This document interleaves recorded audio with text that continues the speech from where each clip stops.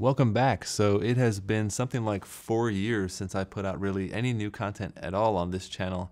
And somehow magically, I'm still getting views and subscriptions and messages from people asking, hey, when are you going to put out new content? I think there's definitely been a demand for Taiwanese language content on YouTube. And I've been thinking for the last few years how to get back into that. I haven't really had the time or the energy or the equipment to do that.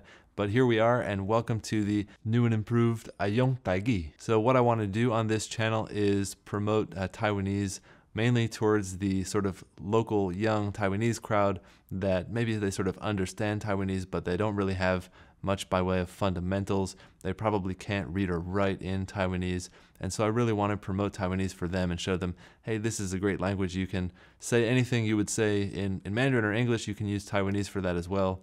And it's, you know, something special that's local to Taiwan that you don't have really anywhere else in the world right now.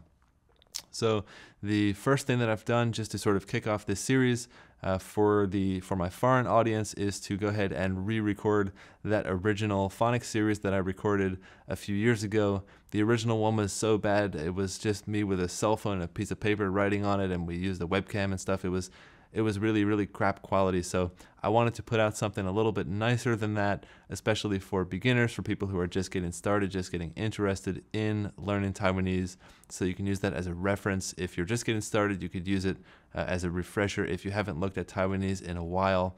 So one thing you'll notice about that new video series as compared to the old one, and for my channel going forward, is that I'm going to be using the POJ or Bayway G romanization scheme. Now in the old videos I used the Tailo romanization scheme, and that was the one put out by the Ministry of Education in 2006. So it's actually a much newer system. And what I've found over the last few years is that a lot of the available Taiwanese language content, whether that's on social media, on Facebook, on Twitter, even on Wikipedia, there is a Taiwanese language Wikipedia section, or in books or magazines. A lot of that content is actually written in Bayway G and not in Tailo. So I said, all right, let's just go with the flow here as well. And so I decided to switch over to Bayway G for that side of things. Now what I found actually as I've used Bayway G quite a lot is that Bayway G is kind of a little bit nicer for reading texts in Taiwanese. In Tailo, you've got a lot of T's and a lot of double O's and double N's, and it looks a little bit messy. And Bayway G was originally designed by the missionaries that came to Taiwan for the purpose of sort of translating the Bible.